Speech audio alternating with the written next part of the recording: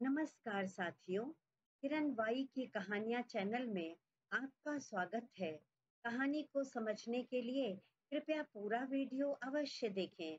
नंदिनी की आंखों में अपार भय और पीड़ा देखकर शुभांग अंदर तक हिल गया था। आज 2 साल बाद शुभांग की आंखों में आंसुओं का सैलाब उमड़ा था, वरना नफरत और बदले का ऐसा जुनून सवार था उस पर कि कोई दर्द उसके दिल तक पहुंच ही नहीं पाता था। अपने आंसुओं को रोकने की कोशिश में शुभांग की आंखें बिल्कुल लाल हो गईं। उसने कसकर नंदिनी को अपने सीने में भींच लिया। नंदिनी भी उससे लिपट कर रोने लगी थी। जब तक इंसान अपने दर्द के साथ अकेला होता है, तब तक तो खुद को संभालने की पूरी कोशिश करता है, लेकिन जब दर्द में उसे संभालने वाली बाहों का सहारा मिल जाए, तो इंसान टूटकर उसी में सिमट जाता है। नंदिनी भी थोड़ी देर शुभांग की बाहों में सिमटी खुद को संभालने की कोशिश करती रही। शुभांग ने बड़े अपनत्व से उसके सिर पर हाथ फेरते हुए कहा, बी स्ट्रॉन्ग नंदिनी, तुम्हें किसी से डरने की जरूरत नहीं है। सब लोग यहाँ हैं तुम्हारे साथ। अब राजवीर तुम्हारे आस पास भी आया तो मुझसे बचकर नहीं जा पाएगा।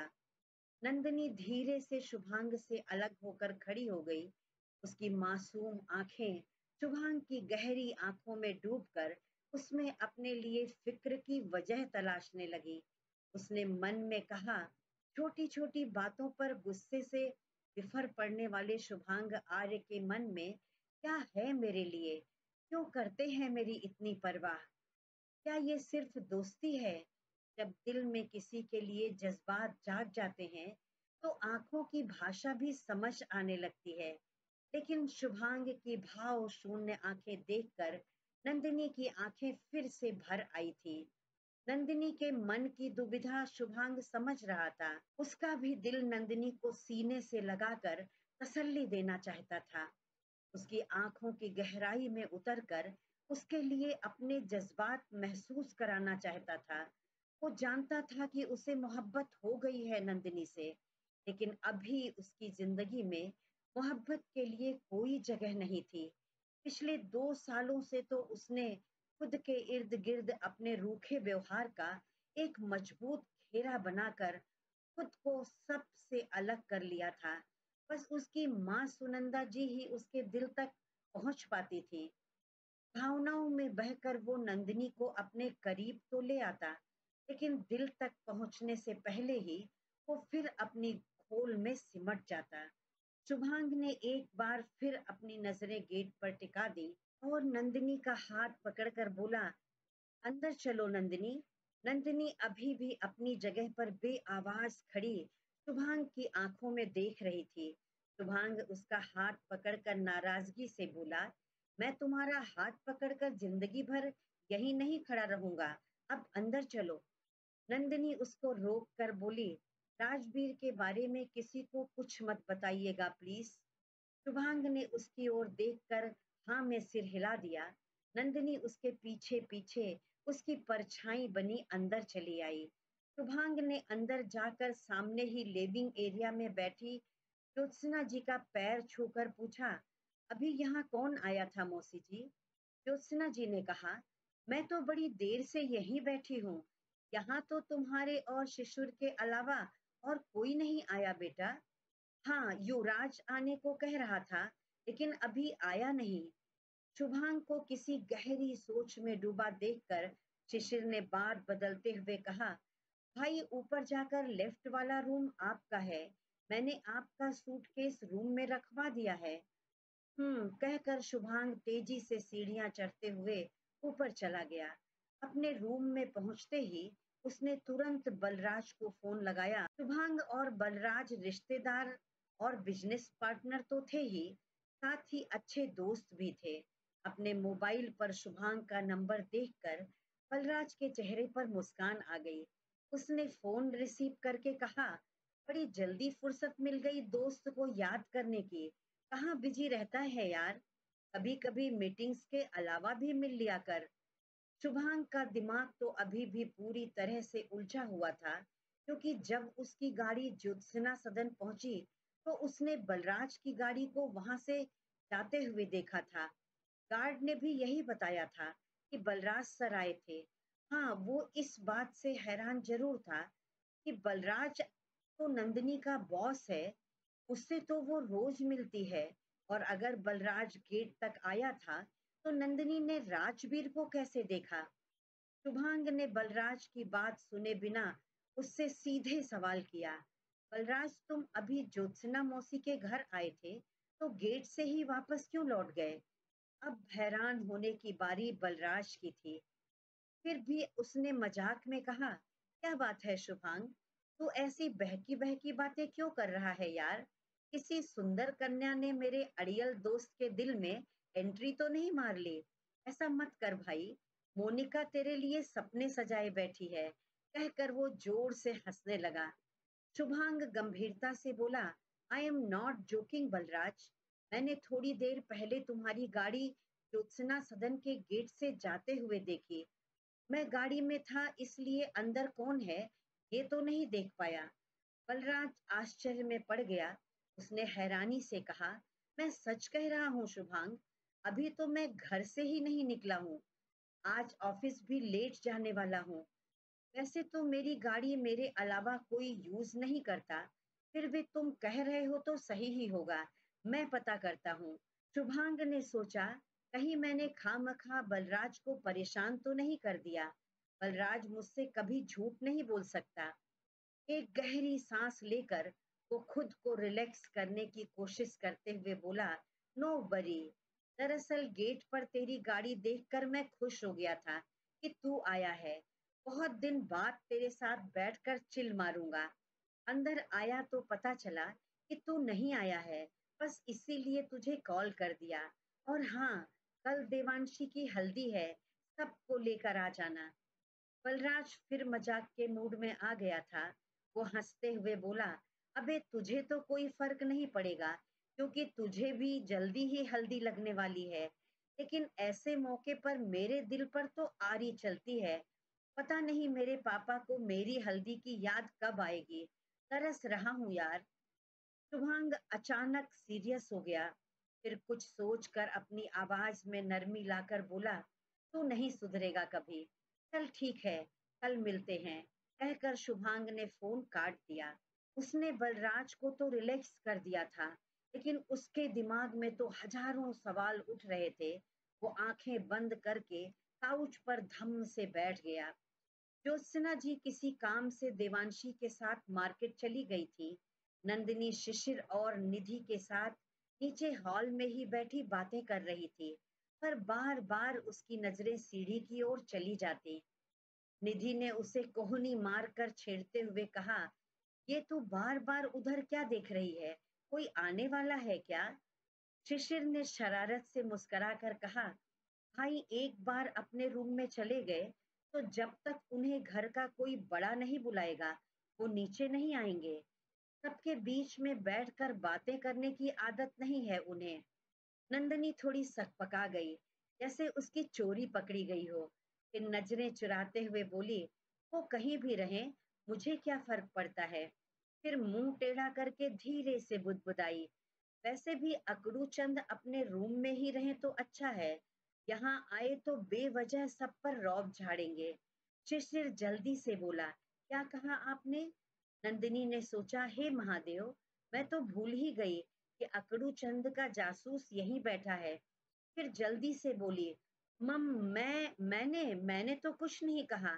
शिशिर उसको परेशान करते हुए एक उंगली घुमाकर बोला, नहीं, अभी आपने भाई को किसी नाम से पुकारा था, लाइक अकड़ू चंद समथिंग।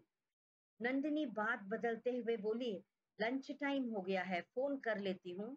ज्योत्सना मैम और देवांशी कब तक आ रहे हैं? कहकर वो उठने लगी तो शिशिर उसके सामने हाथ लगाते हुए बोला, एक मिनट नंदिनी जी, पहले जवाब तो देती जाइए।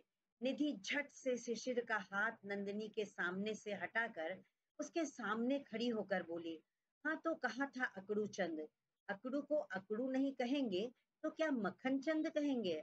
शिशिर अपनी मुस्कुराहट रोकते हुए अकड़ कर नंदिनी से बोला, भाई को पता है कि आप उन्हें किस नाम से बुलाती हैं। नंदिनी तो बस कहीं छुपने की जगह तलाश रही थी और निधि उसके सामने मोर्चा संभाले खड़ी थी। नहीं पता है तो जाकर तुम बता दो, हम उनसे डरते हैं क्या? निधि ने अकड़ कर कहा। नंदिनी ने मन में कहा, निधि सच कहती है, मिस्टर अकड़ू चंद के खानदान में सब एक से बढ़कर एक नमूने हैं। अब इन मिस्टर जूनियर आर्य को ही देख लो। फिर दोनों को उलझते छोड़कर धीरे से किचन में चली गई और सुशीला से पूछा, सुशीला आंटी, हम आपकी हेल्प कर देते हैं, बताइए क्या करना है? सुशीला बोली, शुभांग सर के लिए रोटियां बनाने जा रही हूँ। नंदिनी उसके हाथ से चकला बेलन लेते हुए बोली, आप टेबल लगा दीजिए और जाकर शुभांग जी को लंच के लिए बुला लाइए, मैं रोटियां बना लूंगी। सुशीला घबरा कर बोली, क्या गजब करती हो बिटिया, शेर की माद में घुसने की हिम्मत किस में है? शुभांग सर खुद फोन करेंगे। फिर होठों पर तिरछी मुस्कान लाकर बोली, सर आपकी तो कितनी परवाह करते हैं बिटिया, कल आप भीग रही थी तो आपको उठा कर ले आए और यहाँ किचन में खुद खड़े होकर हमसे आपके लिए अदरक की चाय बनवाई थी उन्होंने। आप ही बुला लो बिटिया, हमारी तो हिम्मत ना है। सुशीला की बात सुनकर नंदिनी के पेट में एक साथ सैकड़ों तितलियां उड़ने लगी थी। वो शर्मा कर किचन से भागी तो किचन में आ रहे शुभांग से जा टकराई। शुभांग उसको कंधे से पकड़कर घूरते हुए बोला, देख कर नहीं चल सकती तुम, हमेशा टकराती चलती हो, वो भी एक ही टारगेट पर। शुभांग उसके कंधे पर हाथ रखे उसके ठीक सामने खड़ा उसकी आंखों में देख रहा था। नंदनी हैरानी से आंखें चौड़ी करके उसे ही देखे जा रही थी तो शुभांग ने कहा, घूरो मत। नंदिनी ने घबरा कर अपनी आंखें बंद कर ली तो शुभांग ने फिर कहा, मुझे देखकर तुम अपनी पलकें क्यों झुका लेती हो नंदिनी, इधर देखो मेरी ओर। नंदिनी ने झटके से आंखें खोली और हैरानी से शुभांग को देखने लगी। तभी उसे ज्योत्सना जी की आवाज सुनाई दी, जो शिशिर से युवराज के बारे में पूछ रही थी। नंदिनी ने अपने कंधे से शुभांग का हाथ हटाते हुए कहा, छोड़िए मुझे, जाने दीजिए। शुभांग ने उसे घूर कर कहा, हे हेलो, अपने मन में कोई गलतफहमी मत पालना कि मैं तुम्हारा रास्ता रोके खड़ा हूँ, मेरे पास और भी बहुत से काम हैं। नंदिनी ने गुस्से से उसे घूर कर देखा, फिर साइड से निकल कर जाने लगी। शुभांग ने उसकी बाह पकड़कर उसे रोक लिया और फिर अपना निचला होठ दबाकर उसकी आंखों में गुस्से से देखकर बोला, एक बार कह दिया ना, मुझे घूर कर डराने की कोशिश मत करना, मैं डरता नहीं हूँ किसी से। नंदिनी तो उसकी इस अदा पर मर मिटी थी, उसका दिल मानो उछल कर बाहर ही आ जाएगा। उसने अपना एक हाथ अपने दिल के पास रख लिया। कितना क्यूट लग रहा था शुभांग इस समय उसे, काश कि वो ऐसे ही हरदम रहता। फिर वो नजरें झुकाकर बोली, प्लीज मुझे जाने दीजिए। शुभांग उसकी ओर थोड़ा झुक कर बोला, are you okay Nandini? Nandini ने एक नजर उस पर डाली और धीरे से पलक झपका दी। शुभांग ने कहा, वैसे तुम जा कहाँ रही हो, तुम तो मेरे लिए रोटी बनाने वाली थी ना? नंदिनी फिर घबरा कर उसकी ओर देखने लगी। हे महादेव, तो क्या इन्होंने हमारी सारी बातें सुन ली थी? उसने जल्दी से सुशीला के पास जाकर कहा, आंटी आप खाना लगाइए, रोटी मैं बनाती हूँ। सुशीला ने झांक कर देखा कि शुभांग चला गया था तो वो मुस्कुराते हुए जल्दी जल्दी खाना लगाने लगी। लंच करने के बाद शुभांग हॉल में ही ज्योत्सना जी के पास बैठकर बातें कर रहा था। तभी पोर्च में एक लग्जरी गाड़ी आकर रुकती है। ज्योत्सना जी और शुभांग बाहर निकल आए थे। युवराज को देखकर शुभांग की भौहें गुस्से से तन गई।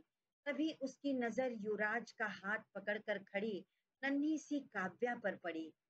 एकदम से शुभांग के चेहरे का भाव बदल गया। वो भूल ही गया था कि उसके सामने उसका जानी दुश्मन खड़ा है। वो तेजी से काव्या की ओर बढ़ा। काव्या भी शुभांग को देखकर जोर से चिल्लाई, मामू, और अपने पापा का हाथ झटके से छुड़ाकर शुभांग की ओर दौड़ी। काव्या जाकर शुभांग के पैरों से लिपट गई। शुभांग ने उसे गोद में उठाकर गले से लगा लिया तो वो अपनी नन्ही नन्ही बाहें शुभांग के गले में डालकर उसके कंधे से चिपक गई थी। दोनों ही अपनी आंखें बंद करके एक दूसरे को महसूस कर रहे थे। नंदिनी दरवाजे के पास खड़ी इस अद्भुत मिलन को देख रही थी, अपनी नम आंखों को पोंछते हुए। मन में उसने कहा, आप ऊपर से कितना भी कठोर बने शुभांग जी, लेकिन आपका मन तो बच्चों की तरह निश्चल है, जिसमें सबके लिए ढेर सारा प्यार भरा है। फिर ऐसी कौन सी मजबूरी है जिसके कारण आप खुद को सबके सामने पत्थर दिल साबित करना चाहते हैं, यहाँ तक कि अपनी फीलिंग्स को आंखों तक भी नहीं आने देते। मुझे जानना है, कौन सा दर्द छुपा रखा है आपने अपने दिल में, जिसने आपके मासूम चेहरे पर इतनी कठोरता ला दी। शुभांग बिना किसी की ओर देखे काव्या को लेकर अंदर जाने लगा तो युवराज ने कड़क आवाज में कहा, काव्या को मुझे दीजिए साले साहब, अपनी बेटी को अपने से दूर नहीं जाने देता। शुभांग ने पलट कर खा जाने वाली नजरों से युवराज को देखा तो युवराज बड़ी कुटिलता से मुस्कुरा कर बोला, क्या करूं भाई, मेरी प्यारी पत्नी तो हम दोनों को छोड़कर चली गई, तो अब हम बाप बेटी ही एक दूसरे का सहारा हैं। शुभांग बिना कुछ कहे काव्या को लेकर अपने रूम में चला गया। काव्या अभी भी उसके कंधे से चिपकी थी। अंदर आते हुए युवराज नंदिनी के पास से गुजरा तो उसकी हथेली पकड़कर दबाते हुए उसके कान के पास आकर धीरे से बोला, आपके दोस्त मेरी बेटी को ले गए हैं, जाकर ले आइए, वरना मैं गया तो माहौल बिगड़ जाएगा। और नंदिनी की आंखों में देखकर एक आंख ब्लिंक कर दी। नंदिनी ने घबरा कर अपनी हथेली पीछे खींच ली, मन में बोली, कैसा आदमी है ये और मुझे कैसे जानता है। वो जल्दी से शुभांग के रूम की ओर चली गई। इधर ड्राइंग रूम में पहुंचते ही युवराज बड़ी गर्मजोशी से बाहें फैलाकर देवांशी की ओर बढ़ते हुए बोला, ओह साली साहिबा, आप तो ईद का चांद हो गई हैं, कितनी दिन बाद नजर आई हैं और आज तो सचमुच चांद जैसी सुंदर दिख रही हैं। सच में बहुत लकी हैं आपके होने वाले हस्बैंड। अभी युवराज जबरन देवांशी को गले लगाता कि शिशिर ने उसके हाथ के बीच में आकर उसे कस कर जकड़ते हुए कहा, वाह जीजा जी, आप तो अपने छोटे साले को ही भूल गए। देवांशी मुंह बनाकर पीछे की ओर हट गई थी। युवराज अपना मन महसूस कर रह गया। फिर उसकी नजर निधि पर पड़ी, उसकी ओर बढ़कर बोला, हे ब्यूटीफुल गर्ल, आप भी मेरी साली हैं क्या? मैंने आपको नहीं पहचाना।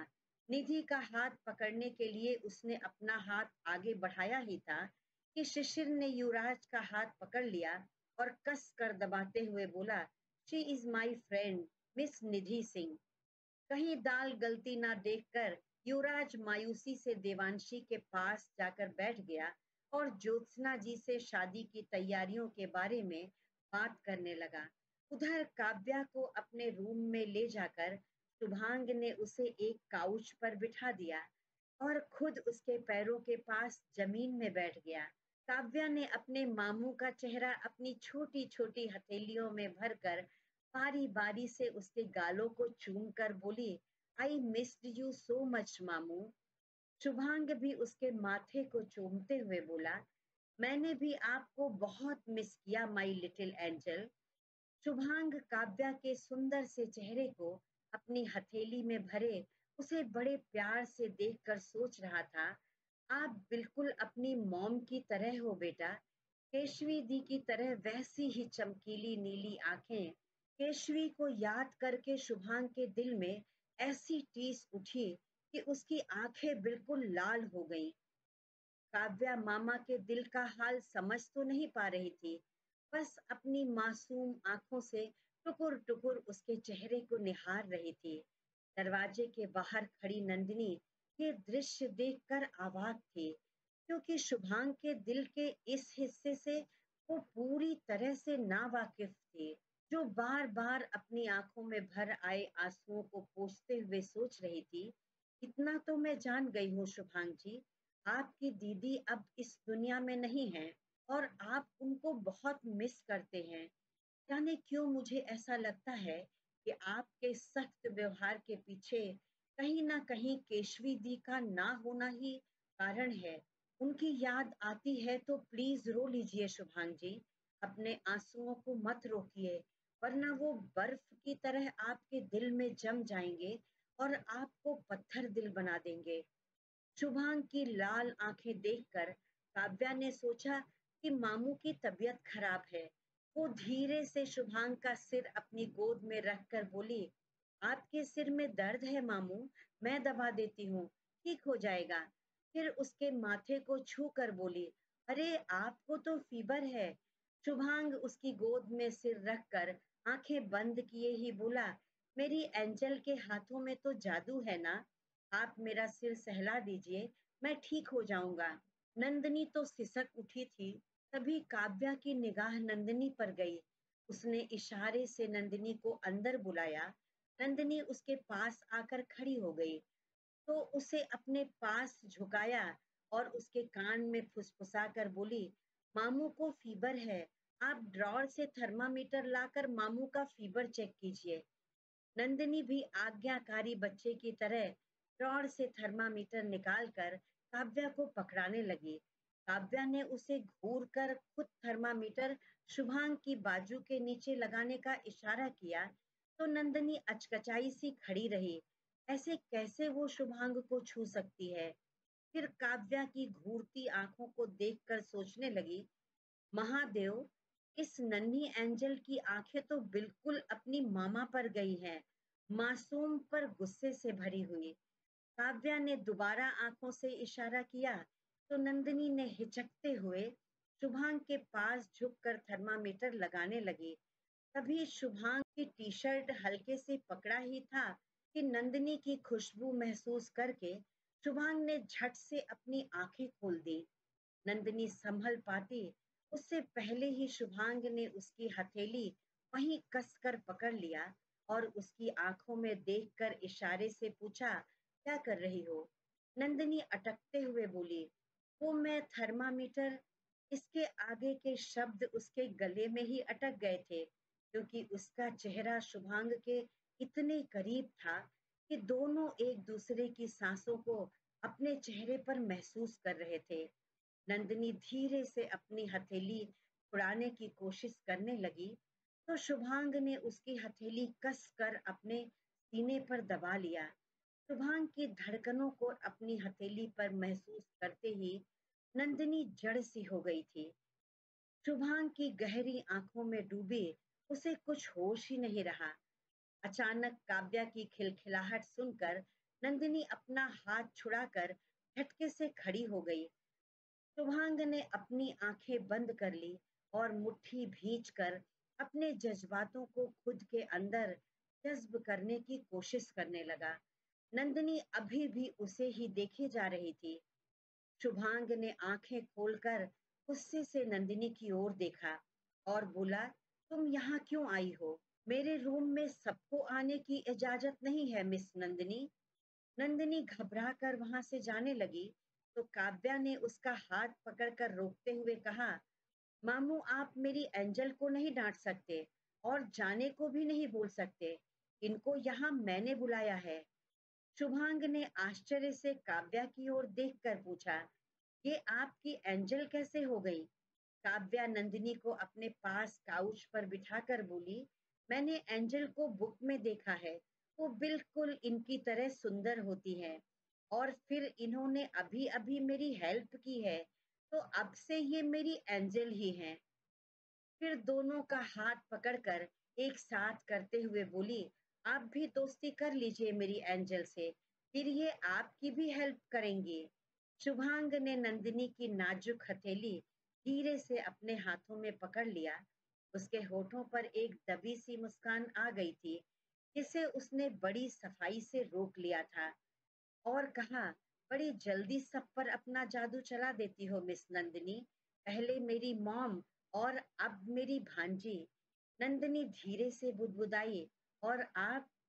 शुभांग ने खामोश होकर अपना सिर काव्या के सिर से टिकाकर आंखें बंद कर लिया। फिर नंदिनी ने बड़े प्यार से काव्या का गाल चूमते हुए कहा, एंजल तो आप हो बेटा, बहुत प्यारी सी एंजल। फिर शुभांग की ओर एक तिरछी नजर डालकर कहा, जिसे देखकर पत्थर दिल भी पिघल जाए। शुभांग ने एक सरसरी नजर नंदिनी पर डाली, फिर काव्या की ओर बड़े प्यार से देखने लगा। नंदिनी काउच पर बैठी थी और शुभांग काव्या के पैरों के पास जमीन में बैठा था। नंदिनी की आंखें अभी भी शुभांग के चेहरे पर जमी थी, जैसे वो शुभांग के इस रूप को अपनी आंखों में भर लेना चाहती थी। शुभांग उसकी ओर देखकर बोला, अपनी पलकें झपका लो नंदिनी, वरना, फिर मन में बोला, वरना मुझसे इश्क हो जाएगा तुमको, और मेरी मोहब्बत में तुम्हें दर्द के सिवा और कुछ हासिल नहीं होगा। जाने क्यों नंदिनी को लगा कि शुभांग की आंखों में अभी अभी उसने एक कतरा नमी महसूस की थी, जिसे तुरंत नजरें फेर कर वो छुपा गया। शुभांग को ऑकवर्ड फील करते देखकर नंदिनी ने बात बदलते हुए कहा, मैं आप लोगों को बुलाने आई थी। मेरी स्वीट बेबी को इनके पापा बुला रहे हैं। युवराज का नाम सुनते ही शुभांग की आंखों में गुस्से की लाली उतर आई। उसने एक तपती निगाह नंदिनी पर डाली और काव्या को गोद में उठाकर रूम से बाहर निकल गया। काव्या ने नंदिनी की ओर देखकर आवाज दिया, एंजल आप भी आओ ना मेरे साथ। नंदिनी ने पीछे से आकर उसके सिर पर हाथ फेरते हुए कहा, मैं आपके साथ ही हूँ बेटा। हॉल में पहुंचकर शुभांग ने काव्या को नीचे उतारा तो वो जल्दी से नंदिनी के पास जाकर उसका हाथ पकड़कर बोली, पापा इनसे मिलिए, she is my angel, my new friend.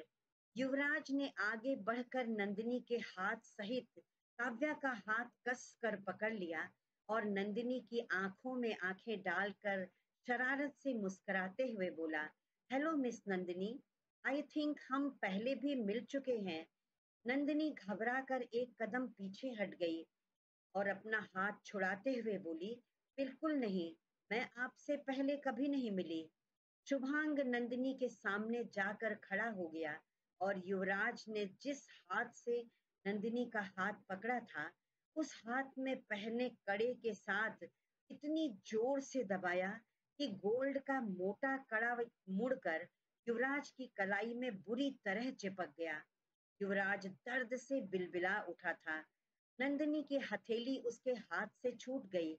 Shubhang ने गुस्से से दांत पीसकर कहा, मिस नंदिनी अपने आसपास भौंकते कुत्तों पर ध्यान नहीं देती। आई थिंक अब तुम्हारी नीच बुद्धि में मेरी बात अच्छी तरह से घुस गई होगी, तो मिस नंदिनी से दूर ही रहना। युवराज सबके आगे अपनी इज्जत का फालूदा बनते देखकर हिसियानी हंसी हंसते हुए बोला, ओके ओके, मैं जानता हूँ मिस नंदिनी तुम्हारी खास दोस्त हैं। फिर शुभांग की ओर झुककर धीरे से बोला, दोस्ती से आगे मत बढ़ाना, वरना मुझसे बुरा कोई नहीं होगा। याद है ना, मेरी बहन और तुम जल्दी ही। जानबूझकर अपनी बात अधूरी छोड़कर आगे बोला, रही बात मिस नंदिनी की, तो उनकी परवाह तुम मत करो। उनके लिए मैं पूरी तरह से खाली हूँ। और अब तो लगता है कि काव्या भी मिस नंदिनी के बिना रह नहीं पाएगी। तुम भी तो काव्या की खुशी चाहते हो ना, उसे उदास कैसे देख सकते हो? क्यों साले साहब, ठीक कहा ना? शुभांग गुस्से से खून का घूंट पीकर रह गया।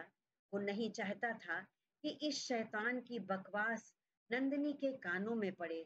फिर भी उसके दिल में एक कसक सी उठी। उसने मायूसी से नंदिनी की ओर देखा, जो उसकी ओर देख रही थी, और धीरे से पलकें झपकाकर उसे शांत रहने को कहा।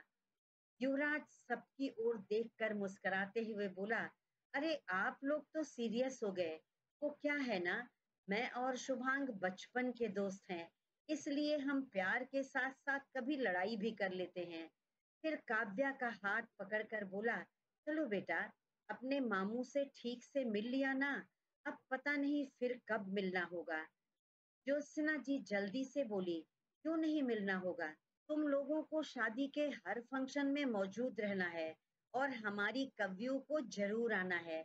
काव्या ज्योत्सना जी का हाथ पकड़कर बड़ी मासूमियत से बोली, मैं जरूर आऊंगी नानी मौसी। अभी मुझे अपनी एंजल से ढेर सारी बातें जो करनी है। फिर नंदिनी की ओर एक फ्लाइंग किस देते हुए बोली, मैं कल आऊंगी एंजल, आप कहीं मत जाना। नंदिनी की आंखें आंसुओं से भीग गई थी, जिससे काव्या के साथ सब ने महसूस किया।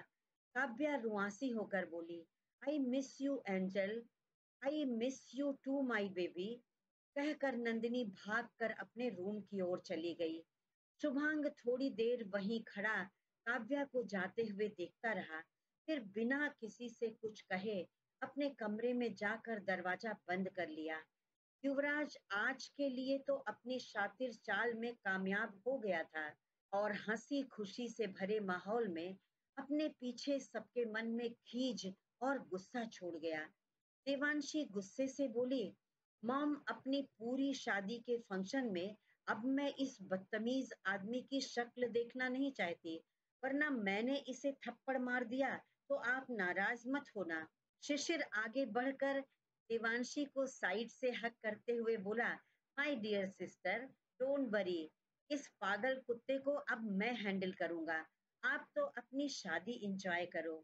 डिनर के लिए शुभांग नीचे नहीं आया तो किसी का मन खाने में नहीं लग रहा था और नंदिनी तो बस अपनी प्लेट में ऐसे ही चम्मच घुमा रही थी, लेकिन किसी ने किसी से कुछ नहीं कहा। सब उठकर अपने अपने रूम में सोने चले गए। नंदिनी ने किचन में जाकर एक कप स्ट्रांग कॉफी बनाई और जाकर शुभांग का दरवाजा धीरे से नॉक किया। अंदर से शुभांग की नाराजगी भरी आवाज आई, कौन है? मुझे किसी की जरूरत नहीं है, please don't disturb me. Nandini दुनिया भर की मासूमियत और प्यार अपनी आवाज में भरकर धीरे से कहा, आपको किसी की जरूरत नहीं है, पर इस कॉफी को आपकी जरूरत है। ये बड़ी शिद्दत से आपको मिस कर रही थी, तो प्लीज बस इसे अपने पास बुला लीजिए। शुभांग ने धड़ाक से दरवाजा खोला और गुस्से में लाल आंखों से नंदिनी को घूरते हुए बोला, एक बार में कही बात तुम्हारी समझ में नहीं आती? तुम्हारी हिम्मत कैसे हुई इस तरह से मेरा डोर नॉक करने की? नंदिनी सहम कर दो कदम पीछे हट गई। डर और घबराहट से वो कांप गई थी। इतना गुस्सा शुभांग की आंखों में आज से पहले उसने कभी नहीं देखा। नंदिनी की आंखों में डर देखकर शुभांग को बहुत तकलीफ हुई। उसे खुद पर गुस्सा आया कि नंदिनी तो उसके लिए कॉफी लेकर आई थी, फिर उसने सारा गुस्सा इस मासूम पर क्यों उतार दिया? पर वो चाह कर भी किसी के आगे कमजोर नहीं पड़ सकता था। नंदिनी की बाह पकड़कर उसे अपने पास खींचकर फिर दरवाजा बंद करके उसे दीवार से टिका लिया और उसके दोनों साइड में अपना हाथ मजबूती से रखकर उसकी आंखों में झांकते हुए बोला, क्या चाहती हो मुझसे? नंदिनी अटकते हुए बोली, आपने डिनर नहीं किया, आपके लिए कॉफी लाई थी। शुभांग नाराजगी से बोला, मेरे नहीं खाने से तुम्हें क्यों तकलीफ हो रही है? तुम कौन होती हो मेरी परवाह करने वाली? नंदिनी को बहुत रोना आ रहा था, लेकिन अपने आंसुओं पर काबू करके हल्के से मुस्कुरा कर बोली, आपकी दोस्त होने के नाते हक है मेरा आपकी परवाह करने का। याद है ना, एक दिन आपने ही पूछा था, मुझसे दोस्ती करोगी नंदिनी? शुभांग ने उसका चेहरा अपनी हथेली में पकड़कर ऊपर उठाया तो नंदिनी की पलकें झुक गईं और अब तक आंखों में रुके आंसू उसके गालों को भिगो गए। शुभांग ने उसके आंसू पोंछते हुए धीरे से कहा, कैसी हो तुम नंदिनी? इतना सब्र कहाँ से लाती हो? मैंने तुम्हारे ऊपर बेवजह इतना गुस्सा किया, तुम्हें बुरा नहीं लगता है? नंदिनी के आंसुओं से भीगे होठों पर हल्की सी मुस्कान आ गई थी। उसने शुभांग की आंखों में बड़े प्यार से देखते हुए कहा, थोड़ी देर के लिए आता है, फिर सोचती हूँ अपनों की बात का क्या बुरा मानना। शुभांग उसकी मासूम कजरारी आंखों में डूबने लगा था। बड़ी गहरी आवाज में बोला, मतलब मैं तुम्हारे अपनों में शामिल हूँ? नंदिनी भी उसकी आंखों की गहराई में उतरते हुए बोली, दोस्त तो सबसे करीबी अपने होते हैं शुभांगी जी। नंदिनी की आंखों में अपने लिए प्यार का अथाह सागर उमड़ते देखकर शुभांगी की नजरों में वो ताब नहीं था कि वो नंदिनी की निगाहों का सामना कर सके। अपने जज्बात मन में ही दफन करते करते शुभांग का दम घुटने लगा था। अब शुभांग ने एक गहरी सांस लेकर उसके माथे को हल्के से चूम लिया और उसके कंधे पर सिर टिकाकर आंखें बंद करके खड़ा हो गया। क्रमशः साथियों, मेरी कहानी आपको कैसी लगी? अच्छी लगी हो तो कृपया लाइक कर दें और कमेंट में लिखकर जरूर बताएं। ऐसी ही और मनोरंजक कहानियां देखने के लिए मेरे चैनल को सब्सक्राइब करके बेल आइकन दबाना ना भूलें। धन्यवाद।